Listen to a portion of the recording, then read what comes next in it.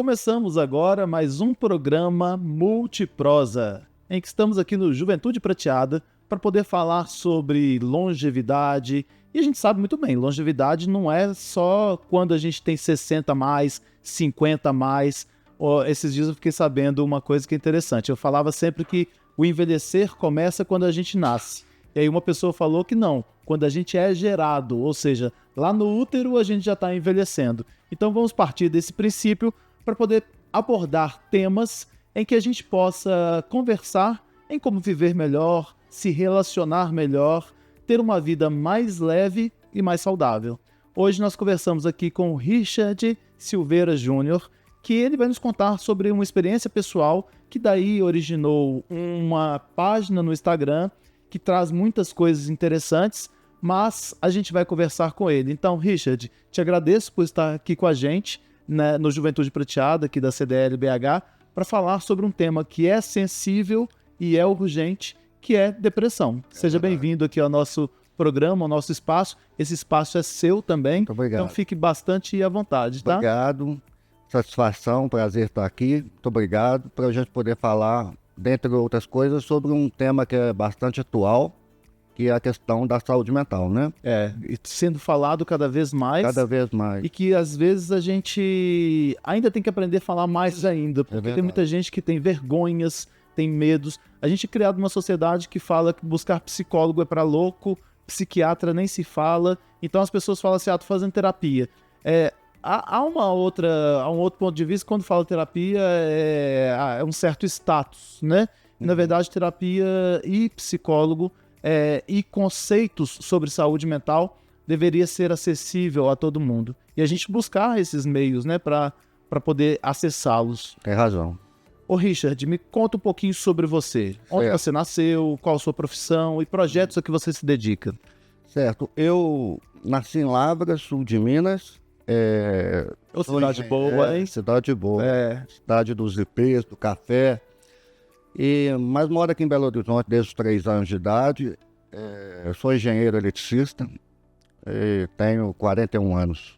Eu tenho uma amiga que é engenheira eletricista e ela fala, né? Engenheiro eletricista estuda mesmo, viu? Porque é muita fórmula, muita coisa para poder aprender. Exatamente. Eu brinco com ela falando que, olha, a gente tem que ler cada vez mais. E ela fala... E ela é engenheira eletricista e foi para outras áreas, design, coisas desse tipo, que é interessante porque, assim, a gente acha que a gente tem que seguir apenas naquela área, né? É verdade. Que a gente se forma. Mas tem tantas áreas complementares que é muito interessante. E aí fala, com esses projetos a que se dedica, a gente não vai falar dele especificamente não, mas me fala esse Instagram. Bom, eu trabalho há algum tempo já na área de negócios, tenho me dedicado a alguns projetos, principalmente em relação à questão da saúde mental. Depois da ocorrência da depressão forte que eu vivi, de alguma forma eu quis me redimir, quis ajudar algumas pessoas que sofrem de problemas relacionados à saúde mental, porque eu vivi aquilo e de certa forma tinha muitos conhecimentos em relação a doenças como depressão, burnout e tantas outras variáveis, né, da questão da saúde, das doenças, dos problemas da saúde mental e tantos estigmas, né, que até eu mesmo, por isso que eu digo que é uma forma até de me redimir, de ajudar as pessoas através de fornecer conhecimentos sobre, não sobre tratamentos, mas porque eu não sou especialista, o que eu posso, a forma como eu posso ajudar é através do meu testemunho, do meu relato, né, sobre a vivência que eu tive e o que eu aprendi com a doença, né? Então, a depressão, já introduzindo sobre o tema, a depressão é uma doença tinhosa. Ela é capaz de paralisar a gente e em estágios mais graves, se a gente não cuidar, ela pode causar até a morte, né? Então, eu queria que você falasse sobre essa questão, então, pra gente. já te agradeço, porque muitas vezes as pessoas têm um certo medo de falar, de abordar. E aí, quando eu vi que você tem essa página que é aberta, né, bem aberta, é tratado do assunto com seriedade, eu queria que você explicasse pra gente, e aí você fala até onde é possível, tá? Como que a depressão entrou na sua vida? Bom, a depressão entrou na minha vida na pandemia. Embora eu já fosse uma pessoa muito ansiosa, preocupada em excesso, eu já tinha algumas coisas que eu já tratava na terapia. Mas aí depois da ocorrência da pandemia, que teve o fato do isolamento social, né? E eu fiquei trancafiado em casa praticamente que durante aqueles 2 anos, né? O nosso contato social diminuiu de forma muito drástica. Uhum. E só trabalhando, cada vez mais trabalhando, e a gente acha que vai aguentar. A gente acredita que a gente aguenta, que a gente consegue atender todas as demandas que são colocadas para nós, não só no âmbito do trabalho, mas também na vida pessoal. Né? Às vezes a gente tem relacionamentos que não são bem vividos, que às vezes até abusivos, que exigem da gente muita energia, e a gente acha que vai aguentar todas as demandas até que um dia, né, demandas pessoais, de trabalho, enfim, até que um dia a gente acorda e percebe que tem alguma coisa errada e a depressão instalada mesmo no seu corpo, no seu organismo, né? Parece, na verdade, que eu perguntei quando ela surgiu, não é um fato como se fosse um passe de mágica, né? Ela, na verdade, se manifesta, talvez, mas ela não surge do nada. Não. É o fruto de várias, né? São variantes, né? São variáveis, na verdade, que existem aí, que vão fazendo com que a gente possa ser afetado num órgão que a gente não considera isso, né? Quebrou um osso, vai num profissional específico. Tá com problema no coração, vai num profissional específico. Mas quando a gente tem algum problema de saúde mental, alguma questão de saúde mental, a gente tem, fruto da nossa cultura mesmo, né? Das culpas, dos apontares de dedos, a gente tem muito receio de buscar um profissional, né? É verdade. E quando a gente fala dessa questão parece que aí você foi falando da pandemia, a pandemia, eu li recentemente que ela deixou sequelas em vários professores, porque foi assim, você está em sala de aula, de repente você tem que estar, e é de repente mesmo, porque nesse caso foi assim, abrupto, né? Você tem que estar lidando com alunos numa metodologia que você não sabia, desconhecia, e isso causou dores para muita gente, para os alunos e para os professores. E olha que eu estou falando de uma área só. Após isso, o que ficou de legado de uma saúde mental debilitada foi muito grande. Então, eu só queria me redimir também com essa fala de que parece que ela surgiu na pandemia, né? Ela se manifestou. E fruto de tudo isso que você está falando, né? De uma série de questões que às vezes vem até de questões físicas, né? Psíquicas, e que a pandemia só acelerou. É verdade.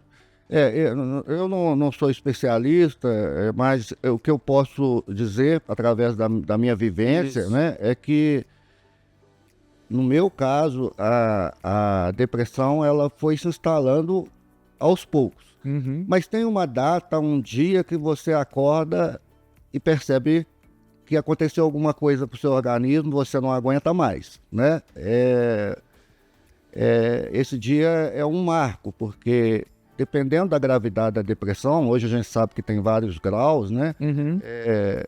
Dependendo da gravidade da depressão, a gente não consegue levantar da cama, a gente não tem bons pensamentos, a gente desacredita da vida, a gente vê a vida sem colorido, a gente não enxerga propósito nas coisas que a gente vai fazer. É de fato uma doença muito debilitante, e a gente tem alguns sintomas físicos, né, que podem indicar, sinalizar que a depressão está se instalando, que é a questão de, por exemplo, sentir muita tristeza. Tristeza é normal a gente sentir, mas muita tristeza e por um período muito alongado, isso não é normal, não é? Então, tristeza, fadiga em excesso, cansaço, pensamentos tristes, pensamentos muito ruins, recorrentes, angústia. A angústia é um sintoma físico, por mais por mais que não pareça, é um sintoma muito debilitante, porque é como se tivesse... tem uma passagem de um filme que diz sobre isso, que no caso é uma pessoa que está vivenciando a depressão, e que eu me identifiquei muito. A pessoa sente uma angústia de tal forma, com uma profundidade tão grande, que é como se tivesse alguém espremendo o seu peito, te espremendo, uma sensação de que a qualquer momento alguma coisa ruim vai acontecer, como se tivesse uma pata de um elefante esmagando o seu peito, o seu coração, te debilitando. E são sintomas muito fortes, capazes de trazer afastamentos, né? Não só ocupacionais, mas assim, você precisar se retirar, você não aguentar, ter forças para levantar da cama, né? É uma sensação horrível, é uma doença de fato, né? Ainda que seja muito estigmatizada, né? Muitas pessoas falam da doença como se ela fosse de fato uma fraqueza, não é? E não é, de forma alguma, não é fraqueza, né? Eu posso dizer isso por experiência. É uma doença como qualquer outra, como diabetes, né? Como qualquer outra, e que às vezes precisa de ter um acompanhamento não só terapêutico, de psicólogos, mas também de um tratamento medicamentoso, que é uma doença de fato muito séria. Que bom que a gente tem esse espaço aqui para poder falar um pouco sobre isso, mas eu, por exemplo, demorei 2 anos para me curar, né? Eu achava que não tinha mais uma porta de saída, mas tem. Às vezes o tratamento é muito moroso, mas uma palavra de conforto,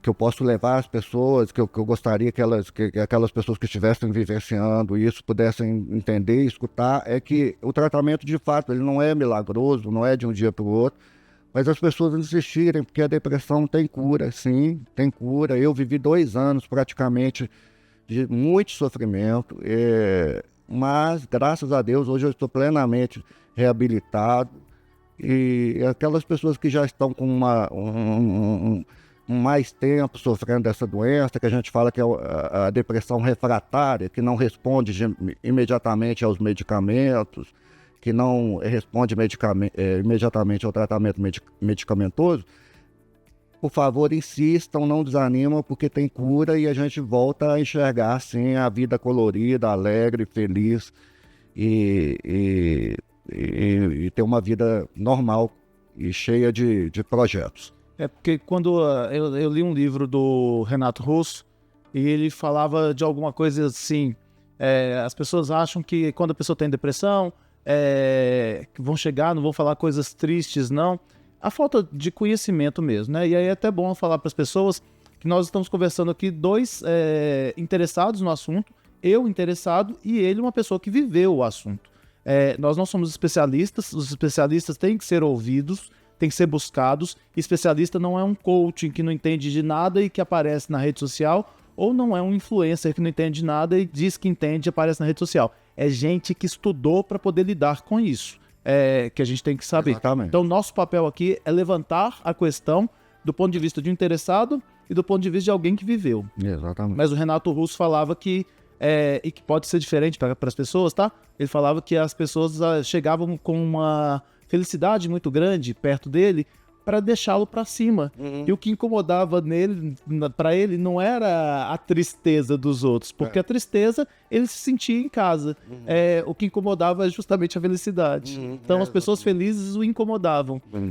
E aí a gente vai sabendo, né? Cada pessoa tem suas características, como lidar, como ajudar, como sinalizar, inclusive, quem é perto, né? Amigos, família, como sinalizar e como ajudar. Porque eu vejo muitos pais falando com os filhos que isso é frescura e que busque fazer uma atividade, que busque um trabalho. Nós te acostumamos muito mal. E ainda tem aqueles pais que falam, sua mãe te criou mal, né? Como se a obrigação fosse só da mãe criar.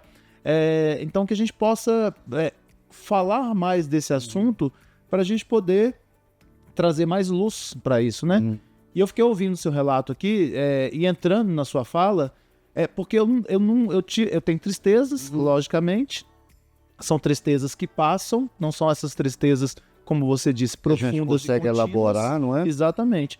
E que quando você fala, e aquilo que a gente tem como leitura é justamente, olha, a gente não vê perspectiva. Então você não quer sair da cama, você não quer fazer sua caminhada, você não quer trabalhar mais. E aí você se compromete, né, com as atividades laborais, se compromete com as atividades familiares e de amigos.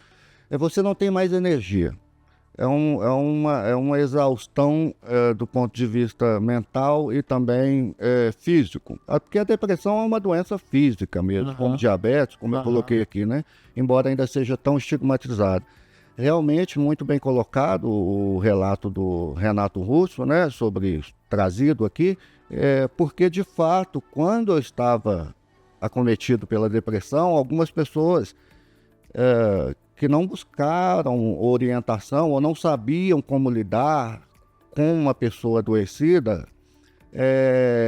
às vezes elas têm alguns tipos de abordagem que não são as mais adequadas, né? Às vezes a intenção da pessoa é boa, mas não são as mais adequadas. É preciso ter muita empatia e não julgar, de forma alguma julgar. O julgamento, ele não favorece. Coisas que mais entristeciam, do tipo que eu ouvi muitas vezes, é que você precisa, como você colocou, né? Ô Richard, mas você tem tudo, você tem saúde, você tem família, você tem trabalho, por que você está assim? Ou às vezes você precisa fazer um esporte, levantar da cama. Eu não tinha forças nem para levantar da cama, quanto mais para fazer um esporte. Então, às vezes, você precisa rezar. Isso é falta de Deus, isso é falta de Deus, né? Não é de forma alguma. Eu sempre fui uma pessoa que dedica-se à espiritualidade de forma... Converso com Deus a todo momento, até agora há pouco.